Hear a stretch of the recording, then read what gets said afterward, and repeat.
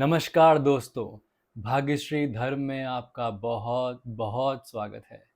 सरल गीता दर्शन की अपनी सीरीज में आज हम बात करने वाले हैं श्लोक नंबर 28, 29 और 30 की।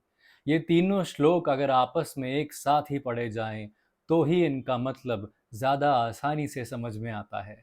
इसीलिए आज हम इन तीनों श्लोकों को एक साथ पढ़ने वाले हैं। इससे पहले हमने श्लोक नंबर 26 और 27 में जाना था कि जब अर्जुन देखते हैं कि दोनों ही सेनाओं में उनके रिश्तेदार हैं, उनके चाहने वाले हैं, तो फिर उनका मन शोक में डूब जाता है और वो फिर श्री कृष्ण से कहते हैं। वो क्या कहते हैं, अब हम जानेंगे एक एक करके श्लोक नंबर 28, 29 और 30 में।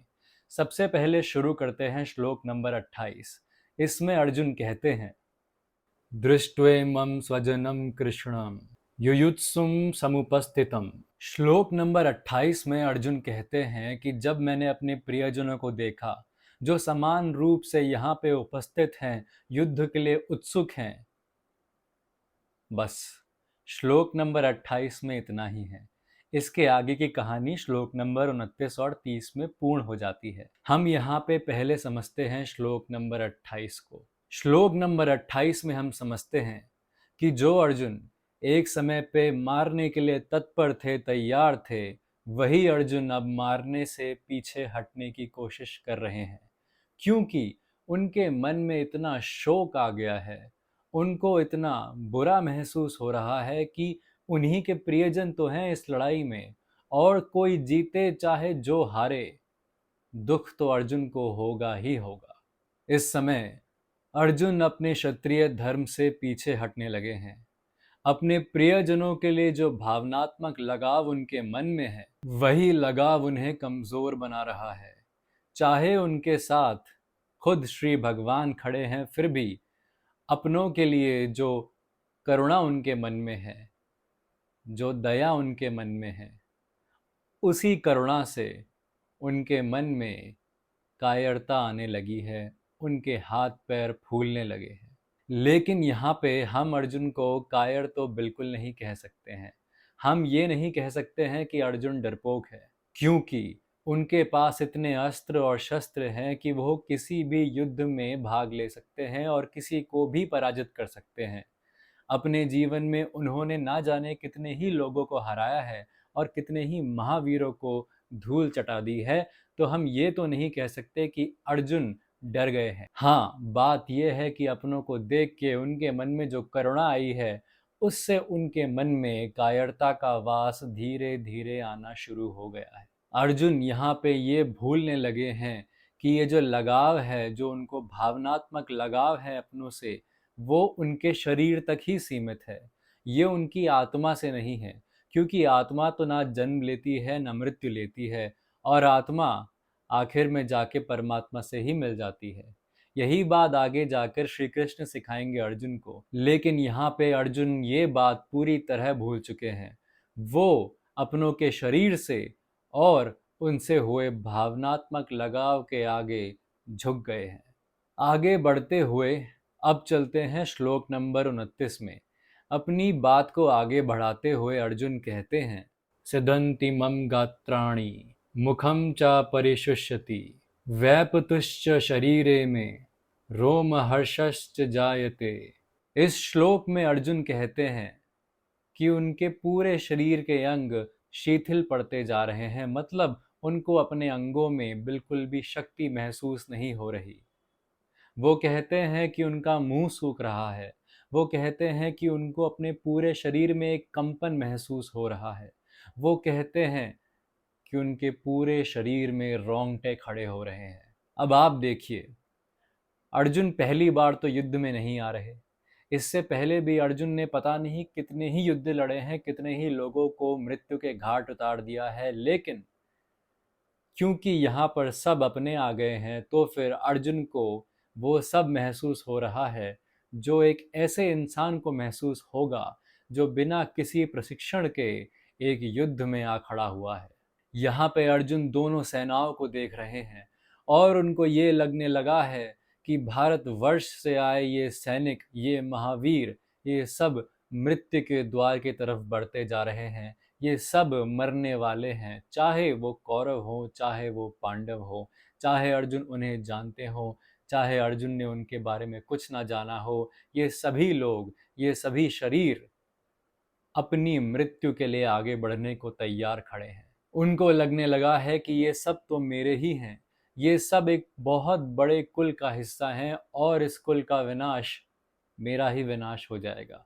उनके मन में इतना भयंकर दर्द हो रहा है, इतनी पीड़ा हो रही है उनके मन में कि वो अब कुछ भी करने के लिए शक्ति नहीं जुटा पा रहे।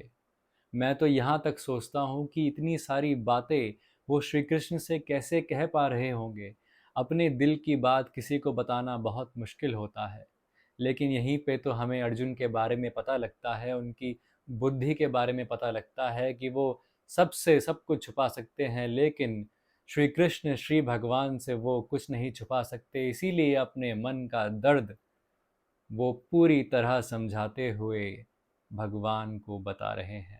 इसी बात को आगे बढ़ाते हुए अर्जुन श्लोक नंबर 30 में कहते हैं, गांडिवम स्रंसते हस्ता तक्ष्वेव परिधक्षते न च शक्नोम्यवस्थातुम भ्रमतीव च मे मनः। श्लोक नंबर 30 में अर्जुन कहते हैं कि मेरे हाथ से गांडीव फिसल रहा है, मेरी त्वचा मानो जल रही है, मैं अपना संतुलन नहीं बना पा रहा हूँ और जिस वजह से मैं खड़ा भी नहीं हो पा रहा हूँ। और तो और मेरा मन इतना भ्रमित हो रहा है कि मैं कहीं पर भी ध्यान नहीं लगा पा रहा हूँ। दोस्तों, ये हालत हो गई थी अर्जुन की जब उन्हें यह स्मरण हुआ कि कुरुक्षेत्र के युद्ध के बाद क्या क्या हो सकता है और इतनी बड़ी हानि क्या वो अपने राज्य के लिए स्वीकार करते हैं। इस समय अर्जुन की मानसिक पीड़ा बहुत ज़्यादा हो गई है। अर्जुन तो सीधे खड़े भी नहीं हो पा रहे, वो युद्ध क्या लड़ेंगे। भले ही अर्जुन के साथ भगवान खड़े हैं, लेकिन वो कोई भी कर्म करने के लिए इस समय तैयार नहीं है। यहाँ तक कि उनके हाथ से सोने से मढ़ा हुआ गांडव, जो खुद उनको वरुण देव ने दिया था, जिससे उन्होंने ना जाने कितनी ही असंख्य युद्ध जीते थे, वो भी अब उनके हाथ से फिसल रहा है। यहाँ हम देखते हैं कि अर्जुन के हाथ में तो अब कुछ भी नहीं रहा, सिवाय भगवान के सामने प्रार्थना करने के, सिवाय भगवान को अपना दर्द बताने के।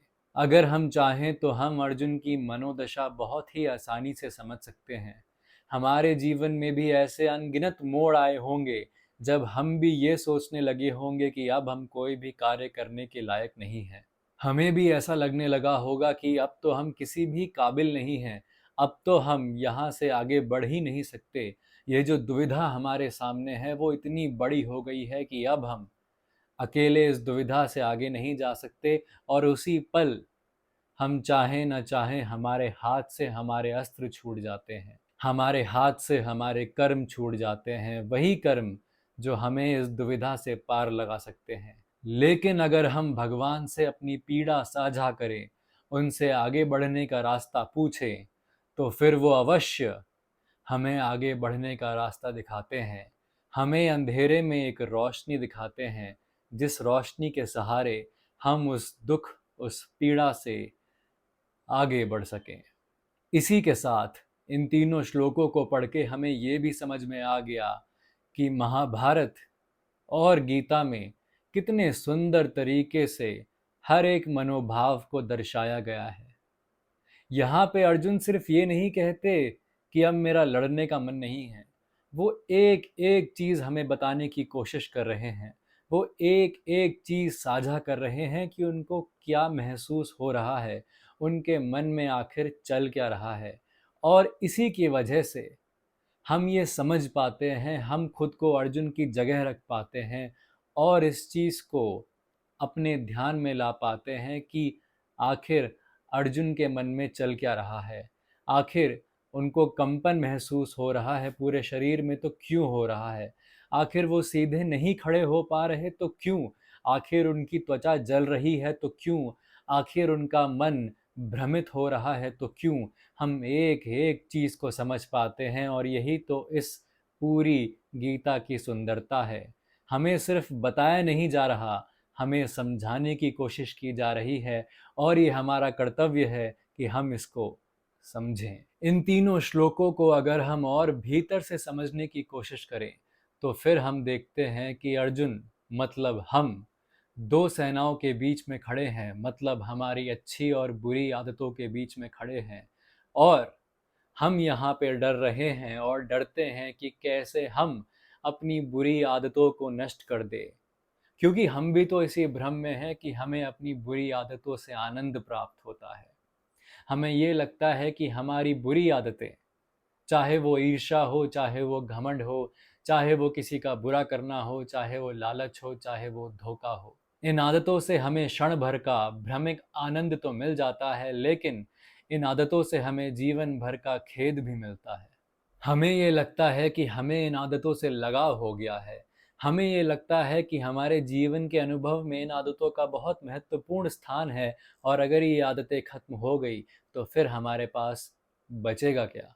यही हमें समझने की बात है कि अगर हम अपनी अच्छी आदतों को और प्रोत्साहन दें तो फिर ये बुरी आदतें हमें बिल्कुल भी चला नहीं पाएंगी, हमारे ऊपर राज नहीं कर पाएंगी।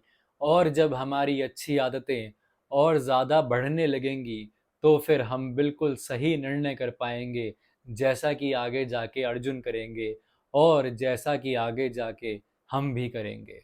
इस बात को आप ऐसे समझिए कि एक खेत है जिसको खरपतवारों ने जकड़ा हुआ है, लेकिन हमें तो वहां लहलहाती हुई फसल चाहिए। वो खेत है हमारी चेतना का और वहां पे लगी हैं बुरी आदतों की खरपतवारें, लेकिन हम चाहते हैं कि वहां पे हमारी अच्छी आदतों की फसल उपजे। इसके लिए हमें वो खरपतवारें वहां से नष्ट करनी पड़ेंगी। इसके बाद कुछ समय के लिए वो जमीन बंजर तो हमें मालूम पड़ेगी, लेकिन क्योंकि हमने उस पे अच्छी आदतों के बीज भी बोए हैं, तो जब वो बीज फूटेंगे तब देखते ही देखते हमारी चेतना के खेत पे हमारी अच्छी आदतों की फसल लहलहाएगी, हमें बहुत प्रसन्न करेगी। तो दोस्तों, इसी बात के साथ खत्म करते हैं श्लोक नंबर 28, 29 और 30 को। अगर इस वीडियो से आपको थोड़ी सी भी प्रेरणा मिली हो, आपका जीवन थोड़ा सा भी बेहतर हुआ हो, तो फिर हमारे साथ अपनी बातें ज़रूर साझा कीजिएगा। हमारे कमेंट्स पे बताइएगा कि कैसे भगवत गीता ने आपका जीवन बेहतर बना दिया है। दोस्तों, अपना प्यार हमारी वीडियोस के साथ ऐसे ही साझा करते रहिए, इन वीडियोस को शेयर करते रहिए और जो भी सरलता के साथ गीता को समझना चाहे उसे इस चैनल के बारे में ज़रूर बताइए। तो दोस्तों, अब मिलते हैं अगली वीडियो में। तब तक अपना ध्यान रखिए और गीता को अपने जीवन में बदलाव लाने दीजिए। धन्यवाद।